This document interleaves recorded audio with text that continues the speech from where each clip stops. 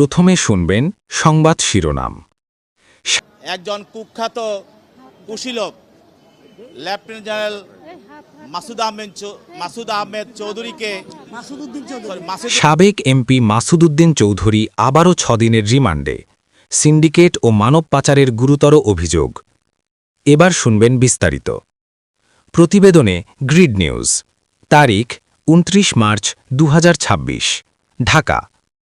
Syndicate করে কোটি কোটি টাকা আত্মসাৎ এবং মানব পাচারের অভিযোগে দায়ের করা মামলায় সাবেক সংসদ সদস্য ও অবসরপ্রাপ্ত লেফটেন্যান্ট জেনারেল মাসুদ উদ্দিন চৌধুরীর দ্বিতীয় দফায় 6 দিনের রিমান্ড মঞ্জুর করেছেন আদালত। আজ রবিবার 29 মার্চ ঢাকার অতিরিক্ত চিফ মেট্রোপলিটন ম্যাজিস্ট্রেট জসিতা ইসলাম এই আদেশ প্রদান করেন। আদালতের কার্যক্রম ও রিমান্ডের প্রেক্ষাপট। রাজধানীর পল্টন মডেল থানায় দায়ের করা এই মামলায় প্রথম দফার রিমান্ড শেষ হওয়ার পর আজ মাসুদ উদ্দিন চৌধুরীকে আদালতে হাজির করা হয়। মামলার তদন্ত কর্মকর্তা তদন্তের স্বার্থে তাকে পুনরায় 10 দিনের রিমান্ডে নেওয়ার আবেদন করেন। রাষ্ট্রপক্ষ এবং আসামি পক্ষের দীর্ঘ শুনানি শেষে আদালত তদন্তের প্রয়োজনীয়তা বিবেচনা করে 6 দিনের রিমান্ড মঞ্জুর করেন। অভিযোগের পাহাড়, সিন্ডিকেট ও অর্থ আত্মসাৎ। মাসুদ উদ্দিন চৌধুরীর বিরুদ্ধে আনা অভিযোগগুলো অত্যন্ত গুরুতর। মামলার নথিসূত্রে জানা গেছে, শ্রমবাজার সিন্ডিকেট মালয়েশিয়া সহ বিভিন্ন দেশে শ্রমিক পাঠানোর নামে একটি শক্তিশালী সিন্ডিকেট তৈরি করে কয়েক হাজার কোটি টাকা আত্মসাতের অভিযোগ রয়েছে তার বিরুদ্ধে। মানব পাচার সাধারণ মানুষকে বিদেশে পাঠানোর প্রলোভন দেখিয়ে অবৈধ পথে পাচার এবং তাদের কাছ থেকে বিপুল পরিমাণ অর্থ হাতিয়ে নেওয়ার অভিযোগ তদন্ত করছে পুলিশ।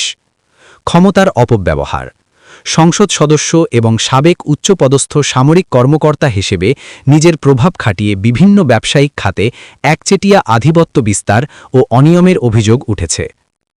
তদন্তকারী কর্মকর্তার বক্তব্য।